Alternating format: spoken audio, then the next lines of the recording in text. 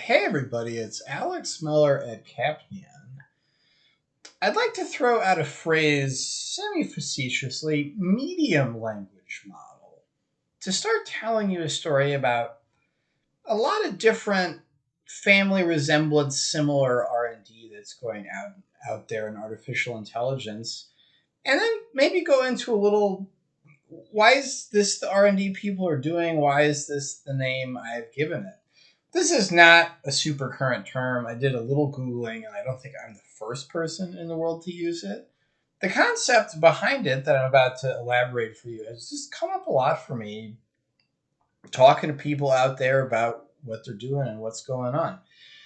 So, medium language model. What is this medium part? I think it's good to start with what is the real Achilles heel of LLMs like ChatGPT or Gemini for use at a business, a large organization in general? Well, it's this hallucination problem. People have been very tantalized by the possibility that these things could serve as experts. But then, if you ask in the wrong way, it'll just make crazy stuff up, and it's a pretty bad deal breaker. Why do these hallucinations happen? I think a big challenge and a big misunderstanding is it's almost a feature and not a bug. LLMs do lots of things. You can use them to write fiction, for example, where they're supposed to be making stuff up and making stuff up in an exciting way. Why are they able to do this? Lots of stuff in this area of AI is all about training data. Lots of training data. And while people talk about these huge numbers of parameters and stuff, and this is a great way to quantify how big one of these models is, it also comes down to how big was the training data set. And LLMs have everything in the universe that people can find to stuff into them, including all the different fan fiction that's floating out there on the internet. And the danger that gets you these hallucinations is because LLMs are supposed to be able to write fiction for you.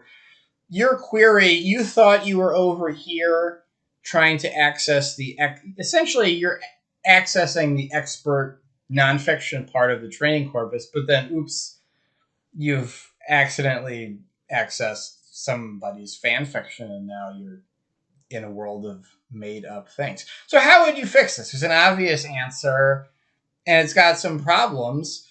Well, just do it all again and just only use non-fictional kind of data that is appropriate to whatever you want to use the model for. What is the problem with this obvious idea? Do you have enough data to do this now that you've become picky? You've become picky. Do you have enough data now? So you see much more often small language model. You're purposefully trying to go pretty low because you want it to be faster and lighter weight. Large language models kind of everything.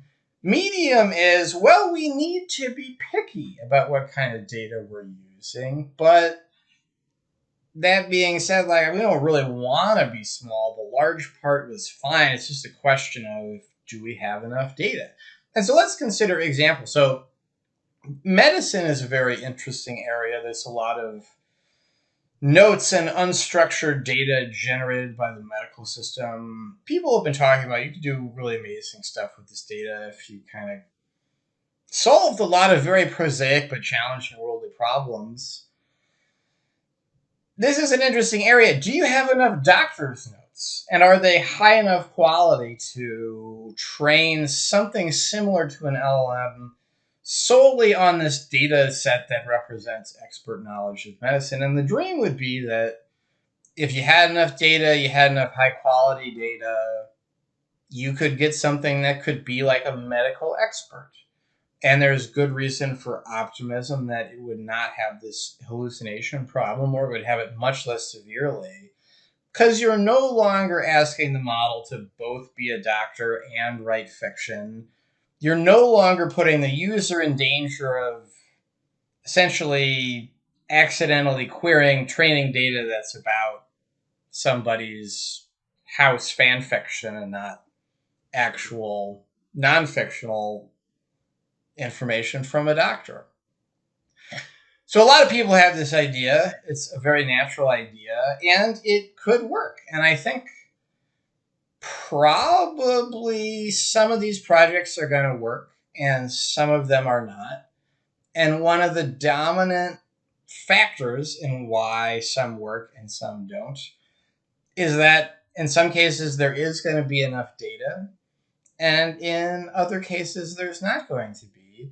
But if it's going to happen in a domain of interest to you, that you can get something like ChatGPT that is a useful expert and doesn't have this hallucination problem, it's probably going to be via a pathway like this. And these things are underway now and coming soon.